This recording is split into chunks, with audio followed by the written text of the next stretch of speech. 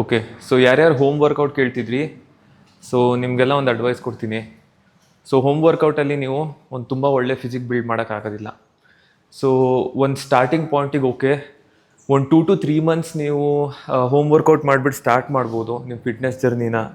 But ನೀವು ಅದರಲ್ಲೇ ಒಂದು ಒಳ್ಳೆ ಫಿಸಿಕ್ ಬಿಲ್ಡ್ ಮಾಡ್ತೀನಿ ಅಂತ ಅಂದರೆ ಆಗೋದಿಲ್ಲ. ಯಾಕಂದರೆ ಪ್ರೋಗ್ರೆಸಿವ್ ಓವರ್ಲೋಡಿಂಗ್ ಅನ್ನೋದೊಂದು ಕಾನ್ಸೆಪ್ಟು ನೀವಲ್ಲಿ ಮಾಡೋಕ್ಕಾಗೋದಿಲ್ಲ. ನಿಮ್ಗೆ ಅದಕ್ಕೆ ವೆಯ್ಟ್ಸ್ ಬೇಕು. ಸೊ ಪ್ರೋಗ್ರೆಸಿವ್ ಓವರ್ಲೋಡಿಂಗ್ ಏನು ಅಂದರೆ, ನೀವು ಪ್ರೋಗ್ರೆಸ್ ಮಾಡ್ತಾ ಮಾಡ್ತಾ ಸ್ವಲ್ಪ ಜಾಸ್ತಿ ವೆಯ್ಟ್ಸ್ ಹಾಕೋಬೇಕಾಗುತ್ತೆ, ಆಯಿತಾ. ಈಗ ಫಾರ್ ಎಕ್ಸಾಂಪಲ್ ನಾನಿವಾಗ 10 kg ಬೆಂಚ್ ಪ್ರೆಸ್ ಹೊಡಿತಿದ್ದೀನಿ ಅಂದರೆ ನನ್ನ ಸ್ಟ್ರೆಂತ್ ಬಿಲ್ಡ್ ಆಗ್ತಿದ್ದಂಗೆ ನಾನು 12.5 kgಗೆ ಅಪ್ಡೇಟ್ ಆಗಬೇಕಾಗುತ್ತೆ. ಅದು ಮಾಡೋದು ಮನೇಲಿ ಕಷ್ಟ ಆಗುತ್ತೆ. ಇನ್ ಕೇಸ್ ಬಾಡಿ ವೆಯ್ಟಲ್ಲಂತೂ ನಿಮ್ಗೆ ಆಗೋದೇ ಇಲ್ಲ ಅಂದರೆ ನಿಮ್ಮ ಹತ್ರ ಏನಾದರೂ ಈ ಥರದ್ದೊಂದು ಜಿಮ್ ಸೆಟಪ್ ಇದೆ ಅಂತ ಅಂದರೆ ಚಾನ್ಸಸ್ ಇದೆ, ಒಳ್ಳೆ ಫಿಸಿಕ್ ಬಿಲ್ಡ್ ಮಾಡ್ಬೋದು. ಯಾಕಂದರೆ ಎಲ್ಲ ಫ್ರೀ ವೆಯ್ಟ್ಸು, ಪ್ಲೇಟ್ಸು, ಬಾರು, ಕೇಬಲ್ ಎಲ್ಲ ಇರೋದ್ರಿಂದ ನೀವು ಆಲ್ಮೋಸ್ಟ್ ಎಲ್ಲ ವರ್ಕೌಟು ಇದ್ರಲ್ಲಿ ಹೊಡಿಬೋದು. ಇದಿಲ್ಲ, ನಾನು ಬರೀ 2 ಡಂಬಲ್ಸ್ ಇಟ್ಕೊಂಡಿದ್ದೀನಿ, ಮನೇಲಿ ಹೋಮ್ ಜಿಮ್ ಮಾಡ್ಕೊಂಡು ಬಾಡಿ ವೆಯ್ಟ್ ಟ್ರೈನ್ ಮಾಡಬೇಕು ಇದೆಲ್ಲ ಅಂತ ಅಂದರೆ ಅನ್ರಿಯಲಿಸ್ಟಿಕ್ ಎಕ್ಸ್ಪೆಕ್ಟೇಷನ್. ನಿಮಗೆ ಯಾರ್ಯಾರು ಇನ್ಸ್ಟಾಗ್ರಾಮಲ್ಲಿ, ಯೂಟ್ಯೂಬಲ್ಲಿ ವೀಡಿಯೋ ಮಾಡ್ತಿದ್ದಾರೆ, ಒಳ್ಳೆ ಫಿಸಿಕ್ ಇಟ್ಕೊಂಡ್ಬಿಟ್ಟು ಹೋಮ್ ಜಿಮ್ ವರ್ಕೌಟ್ ಅಂತ ಯಾರು ತೋರಿಸ್ತಿದ್ದಾರೆ, ಅವ್ರು ಯಾರೂ ಆ ಫಿಸಿಕ್ನ ಹೋಮ್ ಜಿಮ್ ವರ್ಕೌಟ್ ಮಾಡಿಲ್ಲ, ಆಯಿತಾ. ಅವರೆಲ್ಲ ಜಿಮ್ಗೆ ಹೋಗ್ಬಿಟ್ಟು ಬಿಲ್ಡ್ ಮಾಡಿರೋ ಫಿಸಿಕ್ ಅದು, ಒಳ್ಳೆ ಡಯಟಲ್ಲಿ ಬಿಲ್ಡ್ ಮಾಡಿರೋ ಫಿಸಿಕ್ ಅದು, ಆಯಿತಾ.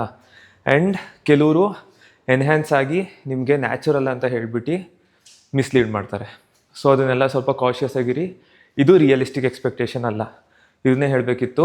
ಸೊ ಒಂದು ಜಿಮ್ ಮೆಂಬರ್ಶಿಪ್ ತೊಗೊಳ್ಳಿ. ಶುರು ಮಾಡೋದಕ್ಕೆ ಇಟ್ಸ್ ಫೈನ್. 1 to 2 ಮಂತ್ಸ್ ಇಲ್ಲ 3 ಮಂತ್ಸ್ ಶುರು ಮಾಡಿ ಮನೇಲಿ, ಲೈಕ್ ಬಾಡಿ ವೆಯ್ಟಲ್ಲೇ ಶುರು ಮಾಡಿ, ಏನೂ ಬೇಜಾರಿಲ್ಲ. ಬಟ್ ಪ್ರೋಗ್ರೆಸ್ ಆಗೋದಕ್ಕೆ ನಿಮಗೆ ಜಿಮ್ ಬೇಕೇ ಬೇಕಾಗುತ್ತೆ. ಆ್ಯಂಡ್ ಇನ್ನೊಂದು, ವಾಕಿಂಗ್ ನಾನ್ ಎಕ್ಸಸೈಸ್ ಆ್ಯಕ್ಟಿವಿಟಿ, ಆಯಿತಾ. ವಾಕಿಂಗ್ ಎಕ್ಸಸೈಸ್ ಅಲ್ಲ. ಸೊ ವಾಕಿಂಗ್ ಮಾಡ್ತಿದ್ದೀನಿ ನಾನು, ದಿನಕ್ಕೆ 10,000 ಸ್ಟೆಪ್ಸು ಇಲ್ಲ ಒಂದಿಷ್ಟು ರೌಂಡ್ ಹೊಡೆದ್ಬಿಟ್ಟು ಬರ್ತೀನಿ ಅಂದರೆ ಅದು ನಾನ್ ಎಕ್ಸಸೈಸ್ ಆ್ಯಕ್ಟಿವಿಟಿ. ಅದನ್ನು ಮೇಯ್ನ್ ವರ್ಕೌಟ್ ಅಥವಾ ಎಕ್ಸಸೈಸ್ ಅಂತ ಅಂದ್ಬಿಟ್ಟು ಕನ್ಸಿಡರ್ ಮಾಡೋಕ್ಕಾಗೋದಿಲ್ಲ. ಅದು ಡೇ ಟು ಡೇ ಆ್ಯಕ್ಟಿವಿಟಿಲಿ ಇರಲೇಬೇಕಾಗುತ್ತಷ್ಟು, ಆಯಿತಾ.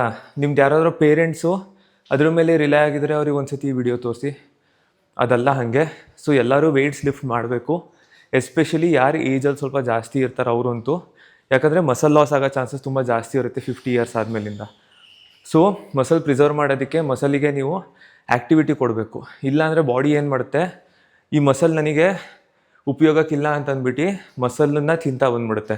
ಸೊ ಅಲ್ಲೇ ಮಸಲ್ ಲಾಸ್ ಆಗೋದು. ಮಸಲ್ ಉಳಿಸ್ಕೊಳ್ಳೋಕ್ಕೆ ಮಸಲಿಗೆ ಕೆಲಸ ಕೊಡಬೇಕು.